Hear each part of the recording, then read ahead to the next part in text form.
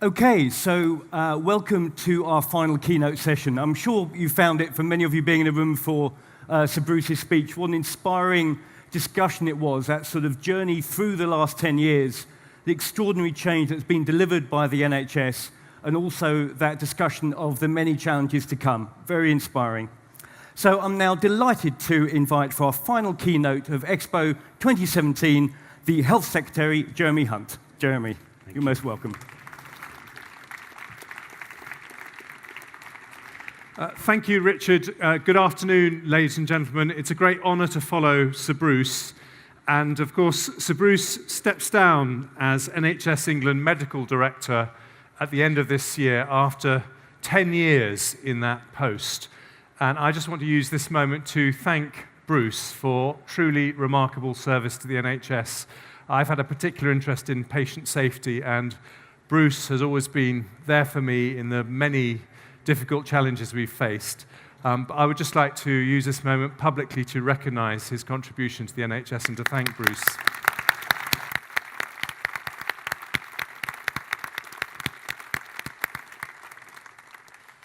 This is actually the first speech that I have given in Manchester since the horrific bombing at the arena in the summer. And I just want to also start by saying how incredibly proud I was of the NHS response when that happened. I was privileged to meet a number of the doctors, nurses, paramedics involved, and it was incredibly impressive. And I think all of us in the NHS were incredibly proud of what happened then in Manchester. And I also want to congratulate everyone here, because this is our biggest expo yet. 5,000 delegates, 150 stands. And that matters because when we think about the NHS, I want something very simple. I just want our NHS to be the safest, highest quality healthcare system in the world. We all want that. And we often talk about the challenges of funding, the challenges of quality, the challenges of safety. But we also need to talk about the challenge and the opportunity of technology. And this is a unique occasion to do that. And I want to congratulate Matthew Swindells and his team at NHS England for pulling this together. And it's very timely, because next year the NHS is going to be 70. It will be a moment of reflection, and the whole country seems to be becoming 70 at the moment with the aging population, but it'll be a moment of reflection. And I think we will conclude that despite the many challenges facing the NHS, we have an enormous amount to be proud of. 7,000 people alive today who wouldn't be alive if we'd had the cancer survival rates of just 4 years ago. We have, according to an independent report from NHS England, dramatically better outcomes for nearly all major conditions than we had 5 or 10 years ago, and big improvements in the safety culture, all of which have happened under a time of great pressure on the front line and great financial constraint. But I want to ask what we'll be talking about, not when the NHS is 70, but when the NHS is 80, by which time I will have been Health Secretary for 15 years. Don't worry, I don't think that's going to happen. I think the reason we need to think about that is because the changes in medical innovation are likely to transform humanity by as much in the next 25 years as the internet has in the last 25 years. So what might medicine look like when the NHS is 80? Well, the first thing is we may well not be going to doctors for a diagnosis. We might be going to computers instead, who will be looking at the 300,000 biomarkers in every single drop of blood, mashing that with big data information about everyone else's biomarkers. And when we do go to a doctor, he or she may well be comparing our medical record with our fully sequenced genome and giving us much more accurate predictive information. We may well be in a world where if we show any symptoms of a disease, we consider that a sign of failure, because the name of the game will be to catch diseases when we are asymptomatic, and we have a much better chance of being able to nip illness in the bud. And accompanying all of that is likely to be a big shift in power from doctor to patient, as patients use technology to put themselves in the driving seat of their own healthcare destiny, in the same way that we use technology to give ourselves much greater control over every aspect of our lives. And I want to suggest to you that the NHS is much better placed than we give ourselves credit for to actually lead that revolution. Thanks to our GPs, who studiously ignored government wishes for national IT systems, we have the best longitudinal medical records of any health economy. And those are forming the basis of a single electronic health record that is now starting to be shared across the NHS. We also have 4 of the world's top 10 medical research universities. And we have the incredible tradition of innovation and the values that sit at the heart of the NHS. And that gives us great opportunities.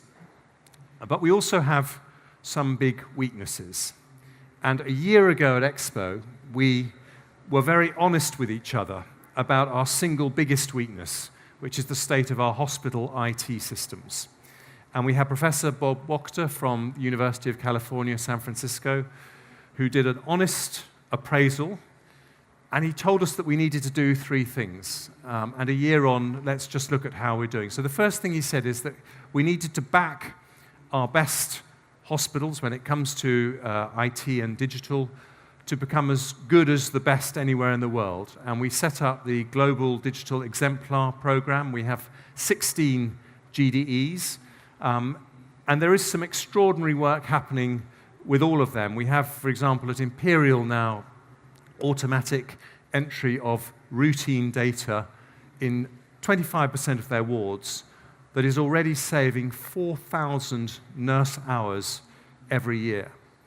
At Royal Liverpool, they have sensory monitoring of people's heart conditions that's led to a 46% reduction of cardiac arrests. And Alderhay, they've got a revolutionary new pediatric portal. So these are really significant steps forward. And all of our global digital exemplars are budded with partners in other countries that really are the best in breed, often in the United States, but not exclusively in the United States. And what we said last year is that we wouldn't just back the very best trusts, but we would also have a group of fast followers who will be given grants of up to £5 million each, which they'll be expected to match, a very significant investment. And today I can announce who those fast followers are. So I put the list up there. Of course, this is a fluid list, and if you're not on the list just yet, that doesn't mean to say that you won't have the opportunity to get on the list. But congratulations to the fast followers who we are hoping are on their way to becoming global digital exemplars. And then we also said we wanted to have some mental health GDEs. The Prime Minister announced 7 in January, and we are going to have another 7, I can announce today, another 7 fast followers in the mental health sector. They'll have grants of up to £3 million each. And again, there is some fantastic work. Birmingham and Mersey have got some really extraordinary technology helping to reduce self-harm and suicide, and we see that exact same potential for technology. So that was one thing that Bob told us. The other thing he said is that we needed to have an NHS National Digital Academy, because he said we needed more digital expertise in our trusts, and we needed in particular to have chief information officers and chief clinical information officers in all our trusts. And so we have now awarded the contract for our NHS Digital Academy. It's a consortium of Imperial, Edinburgh, and Harvard. And the first cohort of 50 people will start in January, mainly coming from our GDEs, but we are today opening it wider than that. And that will help build up our skills in the IT space. Again, a very, very important thing that we need to do. He said we needed to have a chief clinical information officer for the whole of the NHS, and we were delighted to appoint Keith McNeill to that role after his fantastic work at Addenbrooke's. Unfortunately, for family reasons, Keith has decided to desert us and go back to Oz, but I do want to use this moment to recognize the fantastic work that Keith has done, and indeed the fantastic work that he did at Addenbrooke's before that. Finally, just looking back to previous expos, 3 expos ago, we launched My NHS, which was part of our plan to make the NHS unquestionably the most open and transparent healthcare system. And we put on that a huge amount of information that is not available in most other healthcare systems, that allows NHS patients to find out an enormous amount about the quality and safety of their local health provision. And today we're putting another 90 data sets on My NHS for people to access. And we're also launching a £100,000 My NHS Open Data Challenge for the best apps and ideas that harness that information for the benefit of NHS patients. So I wanted to give that by way of a follow-up. But I want to look forward to some of the things that we want to make happen in the medium term and even the short term in the NHS. Again, thinking about that 70th anniversary that we have next year. And I believe that historians of the NHS will look at the first 3 decades of this century as being highly significant in very distinct ways. I think they will say that the first decade was really the decade when we decided to sort out access and waiting times. And the government at that time deserves huge credit for bringing down the waiting times, both for urgent and emergency care and elective care. And those are under pressure at the moment, but we must be very, very clear that we are not going to sacrifice the hugely important progress in what was, I think, the access decade for the NHS. Then I believe that this decade, perhaps born of some of the tragedies we've had to deal with at Midstaffs, Morecambe Bay, and Southern Health, will be seen as the quality and safety decade, the decade that we decided in the NHS that quality and safety have to be at the heart of everything we do. And again, there's much more to do, but I think we are making some progress. What about the next decade? I believe because of technology, it will be seen as the patient power decade, the decade when the master-servant relationship that's existed for 3 millennia between doctors and patients will be turned on its head, and patients will use the information that becomes available at their fingertips to exert real control in a way that will transform the prospects, particularly of people with long-term conditions, but actually of everyone. And so what can we do to set up the NHS for this patient power decade?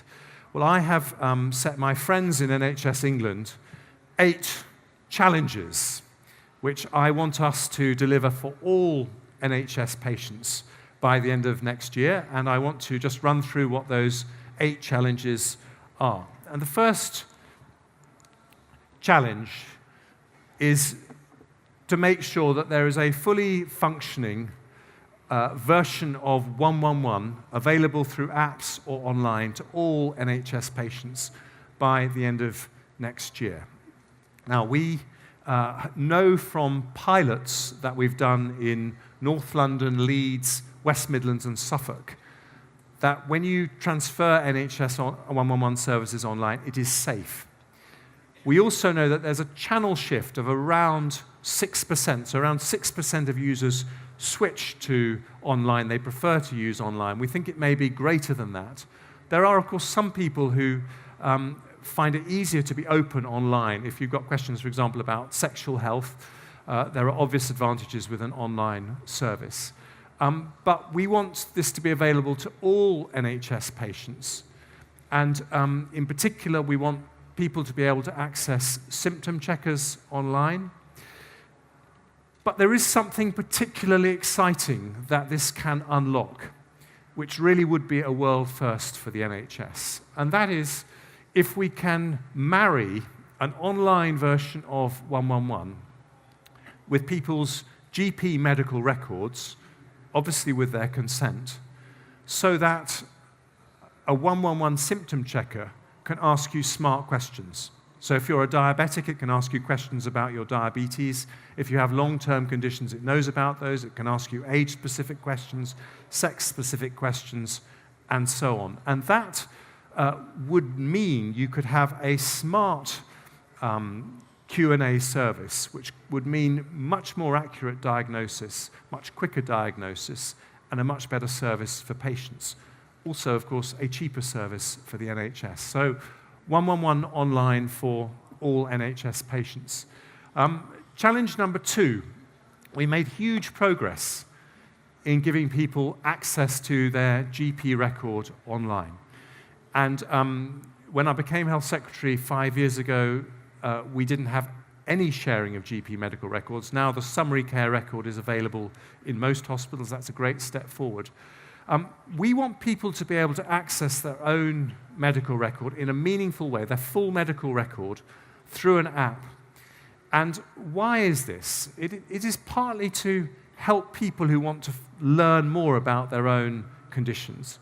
It's partly because we know from parts of the United States where this has happened that medical records become much more accurate when this happens because patients actually notice mistakes in medical records.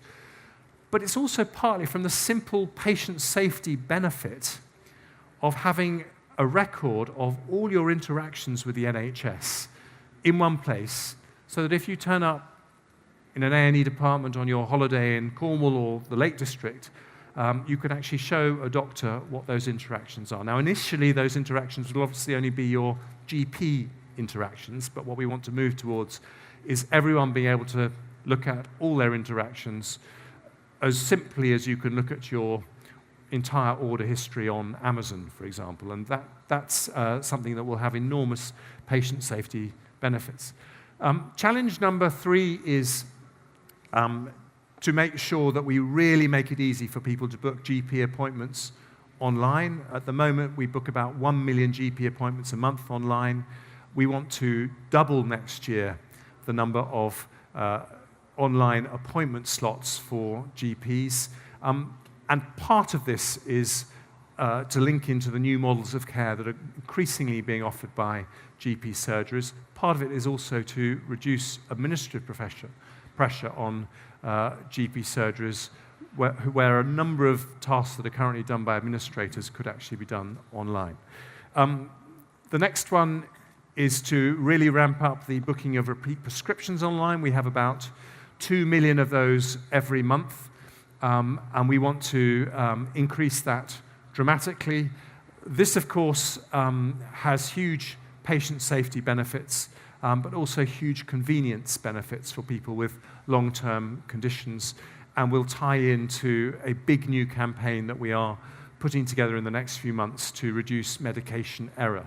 So that's the next challenge. Then something that I think will make a real difference to the sometimes very challenging debate about use of data and people's data sharing preferences. So at the moment, we have a big debate about whether we should have an opt-in or an opt-out system in terms of people's anonymized data being used for medical research. We want to transform that debate for NHS patients by saying that whatever your preferences are, you can go online at any time, access your medical record, and through an app, change those preferences in one direction or another, but it's your decision, and we're going to make it very easy for you to do that. And we will be the only country in the world that does that, and I think it will make people feel much more comfortable that we are respecting their wishes when it comes to data sharing. Something else that this gives us an opportunity to do is transform the debate on organ donation, where there is also a big debate about opt-out and opt-in. We think that it should be as easy as loading up an app on your smartphone to change your organ donation preferences. And that's something that we are uniquely positioned to offer. We are very keen to take steps to boost the number of organs available for transplant, and we think this is a very easy way to do that. It gives us also the opportunity to prompt people to express a preference actively through technology that they might not otherwise do. And this is going to take us a bit longer to get absolutely right, but this gives us also the chance for people to express their end-of-life preferences online, and in particular, that crucial piece of information, which is whether people would prefer to die at home or in a hospital setting, which if we can get that information early enough and get it agreed early enough, then means that we can give a much, much better end-of-life experience to our patients, and that's something that we think we can do and will make a big difference. And then finally, and perhaps the thing that will make the biggest practical difference, is for people with online conditions, ongoing conditions, who are the biggest users of NHS services. And through the work of Matthew Swindell's Juliet and the NHS England team, we are developing a suite of apps that are not built by the NHS, but they are checked and approved by the NHS as being relevant to the whole panoply of long-term conditions, from dementia to diabetes to COPD to whatever. And what we want to do is to allow apps to quiz people's medical records, so that, for example, if you have diabetes and you're put on an exercise program by your GP, if you give your consent, then information from your Fitbit can find its way through an app onto your medical record, so that you can have a discussion with a doctor, maybe a more honest discussion than you would like, about how much exercise you're actually doing. But this, I think, will be very transformative. All these things obviously have to happen with the consent of patients. Two final things to mention. First of all, if the NHS is not there for everyone, it is nothing. That is what the NHS is about. And we recognize that not everyone is comfortable using a smartphone. So we will always make sure that when we introduce new services, there is a face-to-face or telephone alternative for people who don't use smartphones. But we also want to recognize how many, particularly older people, actually do want to get online. And we've already trained up 400,000 people to help them get online, and I can announce today that we will be rolling out over the next 3 years another 20 digital inclusion hubs to further support that. Something else we'll be doing to help people go online is making sure that people can use Wi-Fi across the NHS estate, and that's being rolled out across primary care this year and secondary care next year. And so that will make a difference. And then the second thing I want to mention is that this, of course, was the year of the NHS cyber attacks. I want to thank NHS staff who did a fantastic job in limiting what could have been potentially catastrophic damage when that happened. But we can never be complacent. We have to recognize that we still have a lot of work to do to earn the public's trust that their patient data is safe with us. So in July, the government announced its response to the National Data Guardian and CQC report on data security. We've announced 10 new data security standards, a £21 million investment to protect our trauma centres from cyber attack, and some new national support for unsupported Microsoft systems that were part of the original problem that caused the cyber attacks. But that's a very important final point to make. Let me just wrap up by saying this. It's really exciting. I think everyone who's at Expo is excited about the potential of technology. But in the end, technology always has to be our servant and not our master. And what is it that we are all trying to do? We are trying to build the safest, highest quality healthcare system in the world. And as we grapple with the challenges of resources, the challenges to improve patient safety, the challenges to improve quality, the challenges of changing consumer expectation, technology can be our friend if we recognize that it is a means to an end and not an end in itself. And that end is safer, healthier patients. Thank you very much.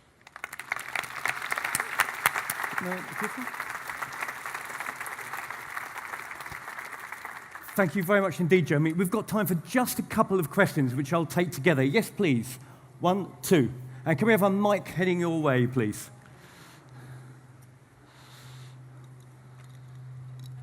Yes, please. Mr. Hunt, I know you've talked a lot about... Sorry, just 1 second. Just, about your, can we bring the mic up, please? My name is Aisha Damri. I'm the commissioning manager for continuing healthcare for Greenwich CCG. And I know you've talked about all the 8 online things that you're Yes, can you speak that into the will mic? happen. Thank you. How do you think people will, especially poorer people, would access telephones, and also how would they access training on using all these apps and those technology? Jeremy, sorry. So just to paraphrase the question, so how would people who are from more disadvantaged parts of the community be able to access the new services that Jeremy's outlined today? And second question, please.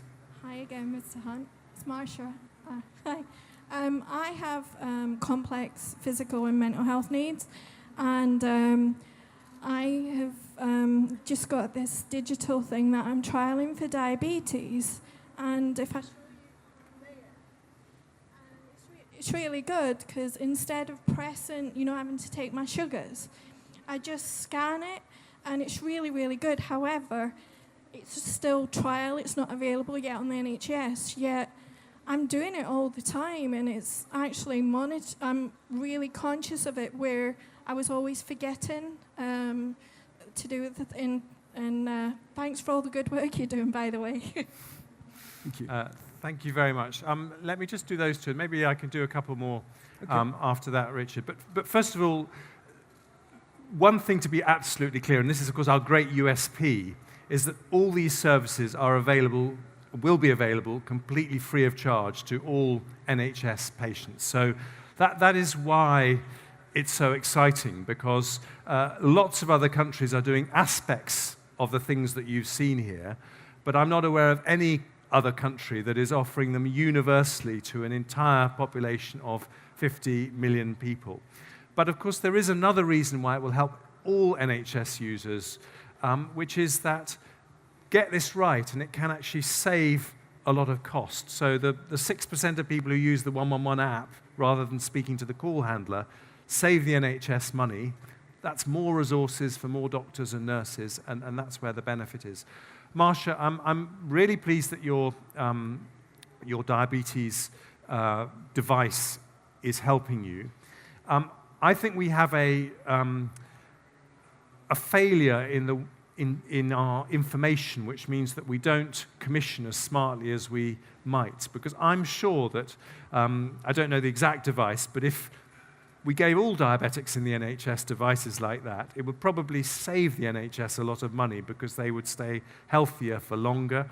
And in the end, as you know, what we're trying to avoid with diabetes is amputations, of which we have shockingly high levels. But we don't collect, as CCGs, enough lifetime information to be able to actually prove financially that that's the case. And that is what we're in the process of doing so that we can start to invest. And I think this is the underlying purpose of the 5-year forward view, to start to be much better at investing in prevention rather than cure, which is what this is about.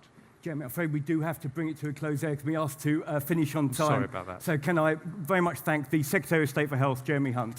Thank you. Thank you. Thanks, Richard. Thank you very much. So last few seconds, this has been the biggest expo ever. We've had more than 5,000 visitors. We've had more than 200 hours of content, 3,700 personal contributions on Glyssa. We've heard from Ethel, a member of staff of the NHS from the first day of the institution, and we've seen world-class innovation for the future. Please give us your feedback that we're going to send you to a link.